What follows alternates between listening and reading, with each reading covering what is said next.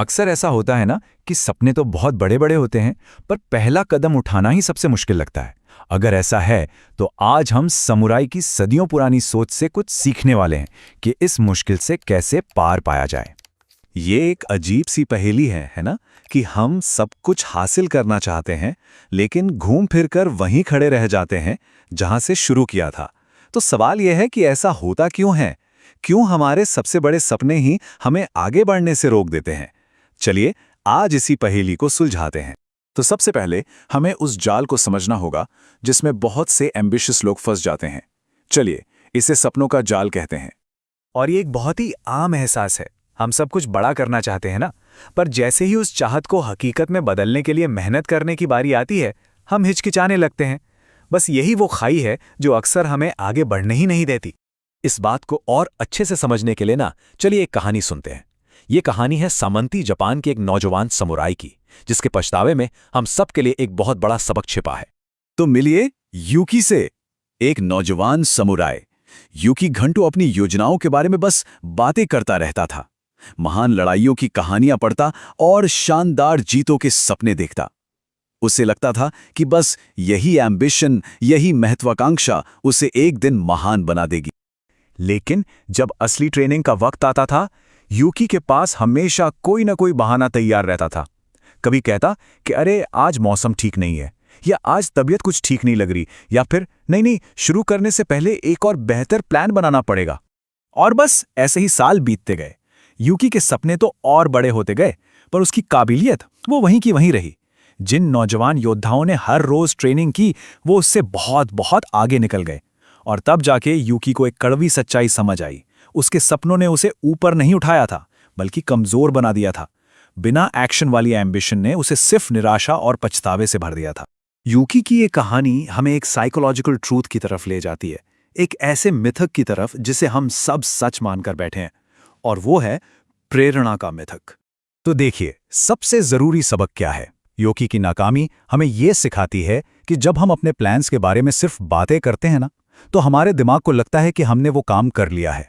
उसे एक झूठी तसल्ली मिल जाती है, और ये जो तरक्की का एक भ्रम पैदा होता है, ये असल में काम करने की हमारी इच्छा को और भी कम कर देता है। देखिए, हम अक्सर क्या सोचते हैं कि कामयाबी का रास्ता मोटिवेशन से शुरू होता है। मतलब पहले मोटिवेशन आएगी, फिर हम एक्शन लेंगे और तब जाकर सक्सेस मिलेगी, है ना? पर सच तो ठीक इसका उल्टा है। असलियत यह है कि पहले काम होता है, उस काम से एक मोमेंटम बनता है, और फिर उसी मोमेंटम से मोटिवेशन पैदा होती है। तो सवाल यह है कि अगर मोटिवेशन का इंतजार करना एक जाल है, तो फिर इसका हल क्या है? जवाब एक बहुत पुरानी समुराई फिलॉसफी में छिपा है, जिसे कहते हैं काइज़ेन का मार्ग। देखिए, मियामोतो मुसाशी जैसे महान योद्धा ये बात जानते थे। वो जानते थे कि महानता मोटिवेशन के बड़े बड़े झोंकों से नहीं आती, बल्कि ये तो हर रोज किए जाने वाले छोटे छोटे लगातार कामों से बनती है। यही रेपिटेशन की एक शांत सी लय है जो कमाल की स्किल पैदा करती है।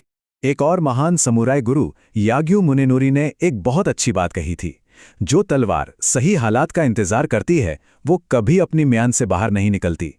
ये बात हमें याद दिलाती है कि सही वक्त का इंतजार करना असल में कुछ भी न करने का बस एक बहाना होता है। और बस यही काइज़ेन का कोर प्रिंसिपल है।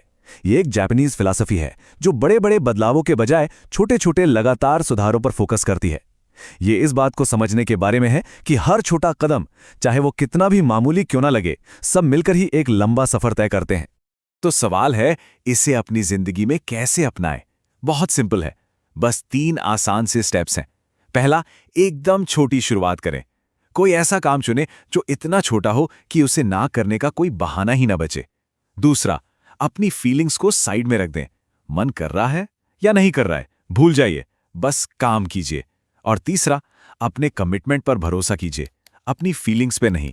याद रखिए, आदतें हमेशा भावनाओं से ज्यादा भरोसेमंद होती हैं। और ये हमें इस पूरी बातचीत के सबसे जरूरी मैसेज पर ले आता है, और वो है फीलिंग्स से पहले एक्शन को रखना। हम अक्सर सोचते हैं कि जो लोग डिसिप्लिन्ड होते हैं उनके लिए काम करना शायद आसान होता होगा, पर सच तो ये है कि असली डिसिप्लिन तब दिखता है जब कोई अनकंफर्टेबल, डरा हुआ या थका होने के बावजूद वो काम करता है। असली ताकत उस मुश्किल को पार करने में है, उससे बचने में नहीं। ये एक बहुत पावरफुल समुराई सिद्धांत है। मुझे मेरी फीलिंग्स कंट्रोल नहीं करती, मुझे मेरे कमिटमेंट्स गाइड करते हैं। असली डिसिप्लिन का मतलब ही यही है, अपनी फीलिंग्स को नहीं बल्कि अपने वादों को अपना गाइड बनाना। तो आखिर में असली ताकत बस ये कहने में है, मैं ये करूंगा चाहे मेरा मन हो या ना हो। ये अपने कमिटमेंट पे टिके रहने की ताकत है, अपनी पल पल बदलती फीलिंग्स पर नहीं। और जानते हैं, यही वो ताकत है जो किसी को भी अपनी जिंदगी को अपने हिसाब से बनाने की पावर देती है, बिना मोटिवेशन का इंतजार किए। तो अब सवाल ये है कि आज वो एक छोटा कदम क्या होगा? वो कौन सा एक काम है जिसे आज किया जाएगा, चाहे मन हो या ना हो? अगर आपको ये वीडियो पसंद आया हो तो कृपया इसे लाइक करें और चैनल को सब्सक्राइब करें। आपका सपोर्ट हमें और बेहतर कंटेंट बनाने की प्रेरणा देता है।